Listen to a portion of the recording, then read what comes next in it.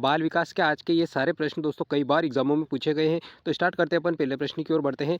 सृजनशील बालकों के शिक्षण हेतु सर्वाधिक प्रभावी तरीका होगा। सृजनशील बालक जो होते हैं उनके शिक्षण के लिए सबसे अधिक प्रभावी तरीका कौन सा होगा? तो खेलकूद में प्रोत्साहन देना, कक्षा का नायक बनाना या छात्र संसद का सदस्य बनाना या उद्देश्य आधारित अध्ययन के अवसर देना। दोस्तों पहले प्रश्न का करेक्ट आंसर है उद्देश्य आधारित अवसर प्रदान करना सृजनशील बालकों के लिए सर्वाधिक प्रभावित करेगा, सर्वाधिक उपयुक्त रहेगा।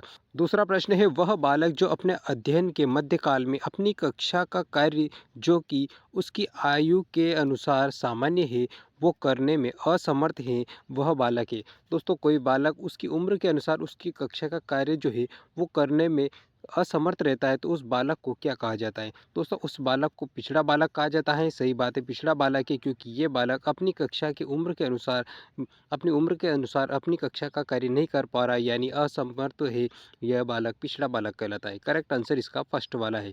सामान्य बालक नहीं है, ये सृजनात्मक बालक भी नहीं है और प्रतिभाशाली बालक भी नहीं है।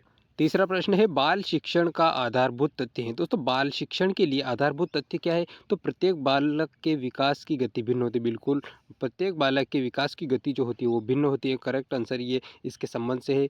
प्रत्येक बालक भिन्न रुचि के होते हैं। तो दोस्तों हाँ, सभी बालकों में भिन्न भिन्न रुचि के होते हैं। मानसिक शक्तियों में अपरिवर्तनीय होती हैं। मानसिक शक्तियाँ भी अपरिवर्तनीय होती है। यह सभी तथ्य बालक में विद्यमान हो। दोस्तों ये जो डी वाला ऑप्शन है इसका करेक्ट आंसर है। ये जो तीनों ऑप्शंस है ये तीनों तथ्य बालक में विद्यमान हो, आधारभूत तथ्य है बालक शिक्षण के। चौथा प्रश्न है नवीन ज्ञान नवीन प्रतिक्रियाओं को प्राप्त करने की प्रक्रिया सीखने की प्रक्रिया है। ये कथन दिया गया है। सीखने के संबंध में एक परिभाषा दी गई। तो दोस्तों यहाँ पर जीन पियाजे है, वाटसन है, वुडवर्थ है, स्किनर है। करेक्ट आंसर है वुडवर्थ। वुडवर्थ के द्वारा ये परिभाषा दी गई थी। चौथे नंबर के क्वेश्चन का आंसर है वुडवर्थ। वुडवर्थ के अनुसार परिभाषा दी गई थी नवीन ज्ञान और नवीन प्रतिक्रियाओं को प्राप्त करने की प्रक्रिया सीखने की प्रक्रिया कहलाती है। ये कथन वुडवर्थ का है। पांचवा प्रश्न है शारीरिक अस्वस्थता, काम प्रवृत्ति, मंद गति के विकास बाल अपराध की किस श्रेणी के अंतर्गत आते जाते हैं? दोस्तों शारीरिक अस्वस्थता या काम प्रवृत्ति, मंद गति जैसे विकास हैं ये कारण दोस्तों व्यक्तिगत कारण होते हैं। तो देखते हैं और आंसर कौन सा है। मनोवैज्ञानिक कारण ये वाला नहीं है, सामाजिक कारण ये भी नहीं है, विद्यालय के वातावरण के कारण ये भी नहीं, व्यक्तिगत कारण दोस्तों करेक्ट आंसर डी वाला है। पांचवें क्वेश्चन का आंसर है डी। व्यक्तिगत कारण है दोस्तों ये शारीरिक अस्वस्थता, काम प्रवृत्ति और मंद गति के जो बाल विकास से संबंधित अपराध है ये व्यक्तिगत कारणों में आते हैं, इसलिए करेक्ट आंसर इसका डी वाला है। बढ़ते हैं नेक्स्ट क्वेश्चन की ओर। शिक्षा मनोविज्ञान की देन है। तो शिक्षा मनोविज्ञान की क्या देन है? तो क्रिया केंद्रित शिक्षा, बाल केंद्रित शिक्षा, अध्यापक केंद्रित शिक्षा या फिर विषय वस्तु केंद्रित शिक्षा। दोस्तों शिक्षा मनोविज्ञान की देन क्या है? तो वो है बाल केंद्रित शिक्षा। बाल केंद्रित शिक्षा शिक्षा मनोविज्ञान की देन है। करेक्ट आंसर इस 6 नंबर का बी है। नेक्स्ट क्वेश्चन बालक आंतरिक तृप्ति का अनुभव करता है। बालक जो होता है वो आंतरिक तृप्ति का अनुभव करता है। किससे करता है? तो शारीरिक श्रम से करता है? नहीं। अंतः प्रेरित क्रिया से करता है? बिल्कुल करेक्ट आंसर है दोस्तों। बालक आंतरिक तृप्ति का अनुभव किससे करता है? अंतः प्रेरित क्रियाओं के माध्यम से करता है, आंतरिक क्रियाओं के माध्यम से। आत्मविश्वास से ये भी नहीं आंसर, आनुवांशिकता ये भी नहीं है। तो दोस्तों 7वें क्वेश्चन का करेक्ट आंसर है अंतः प्रेरित क्रियाओं से बालक आंतरिक तृप्ति को अनुभव करता है। 8वां प्रश्न है शिक्षार्थियों के लिए वर्तमान समय में सर्वाधिक उत्तम दंड क्या है? दोस्तों पनिशमेंट जो दिया जाता है वर्तमान समय में विद्यार्थियों के लिए उत्तम दंड क्या हो सकता है? तो दोस्तों मनोवैज्ञानिक दंड। करेक्ट आंसर तो मनोवैज्ञानिक तरीके से दंड दिया जाना चाहिए बालक को, वही उत्तम हो सकता है। आर्थिक दंड नहीं दिया जाना चाहिए, विधि के अनुसार दंड किसी प्रकार का नहीं दिया जाना चाहिए और शारीरिक दंड भी नहीं दिया जाना चाहिए। 8वें क्वेश्चन का करेक्ट आंसर है दोस्तों ए वाला, मनोवैज्ञानिक दंड उत्तम दंड है। बढ़ते हैं नेक्स्ट क्वेश्चन की ओर। 9वें नंबर का प्रश्न है रिक्त स्थान केवल एक प्रत्यय ही नहीं अपितु इसे देखा, जांचा और व्यवहारात्मकता से मापा जा सकता है। दोस्तों क्या है? वृद्धि, विकास, शरीर या शिक्षण, इन चारों में से क्या ऐसी चीज़ है जिसे केवल एक प्रत्यय ही नहीं अपितु इसे देखा जा सकता है और व्यवहार के रूप में से मापा जा सकता है? तो दोस्तों करेक्ट आंसर है इसका विकास। विकास एक प्रत्यय ही, केवल एक प्रत्यय ही नहीं अपितु इसे दोस्तों देखा भी जा सकता है, विकास को और जांचा भी जा सकता है और विकास की व्यवहारिकता को मापा भी जा सकता है। तो दोस्तों करेक्ट आंसर बी वाला है 9वें क्वेश्चन का आंसर। 10वां प्रश्न यदि किसी परीक्षण में कोई व्यक्ति विभिन्न परीक्षकों द्वारा की गई जांच के बाद समान अंक प्राप्त करता है तो उस परीक्षण को रिक्त स्थान माना जाता है। दोस्तों अगर कोई व्यक्ति या बालक परीक्षकों के द्वारा जो जांच होती है उसमें समान अंक प्राप्त करता है तो दोस्तों उस परीक्षक को वैध माना जाता है। क्या माना जाता है? उसे वैध माना जाता है। करेक्ट आंसर तो इसका डी वाला है। वस्तुनिष्ठ इसका आंसर नहीं है, विश्वसनीयता भी इससे संबंधित नहीं है और मानसिकता का भी इतना रोल नहीं होता। दोस्तों करेक्ट आंसर इसका मानक विश्वसनीयता विश्व वस्तु नहीं है, बाकी वैधता इसका करेक्ट आंसर है। 11वां प्रश्न है, दो भाषाओं में बात करने वाली क्षमता को क्या कहा जाता है? तो दोस्तों सरल सा प्रश्न है, दो भाषाओं में बात करने वाली क्षमता को द्विभाषिता कहा जाता है। करेक्ट आंसर इसका फर्स्ट वाला ए है।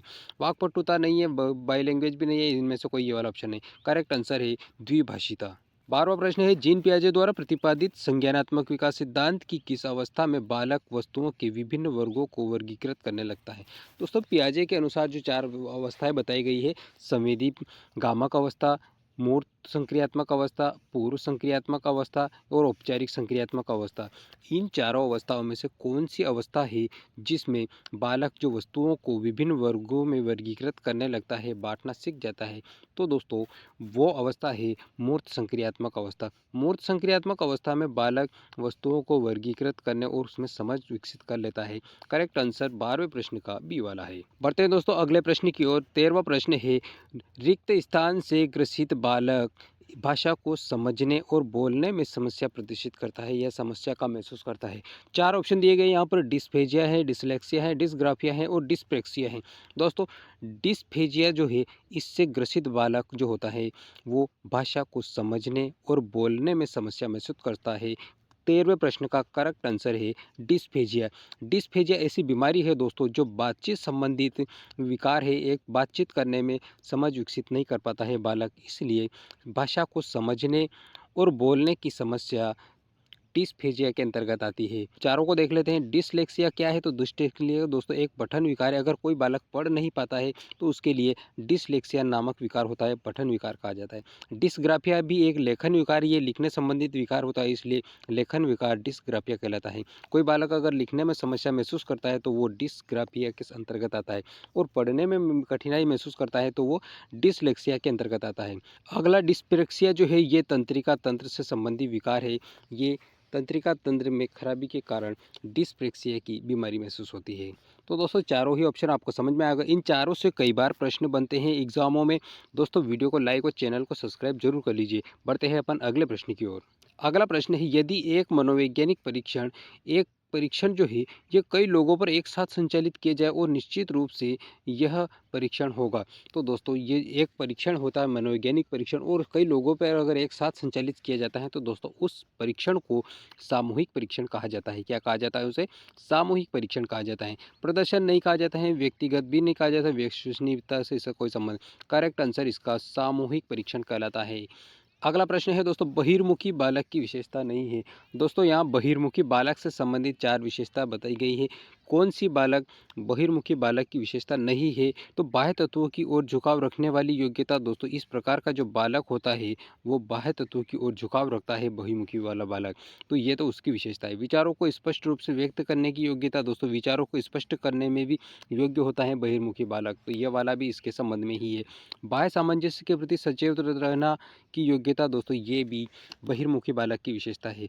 स्वयं में रुचि रखने की योग्यता। दोस्तों ये जो ऑप्शन है डी वाला, ये बहिर्मुखी बालक की विशेषता नहीं है। स्वयं में रुचि रखने वाला बालक जो होता है बहिर्मुखी की श्रेणी में नहीं आता है, इसलिए करेक्ट आंसर है डी। 15 प्रश्न का आंसर डी है। दोस्तों वीडियो आपको पसंद आया होगा तो लाइक कर दीजिए, चैनल को सब्सक्राइब कर लीजिए और अपने दोस्तों में ज़्यादा से ज़्यादा शेयर कर दीजिए। कमेंट करके बताइए आपको वीडियो कैसा लगा।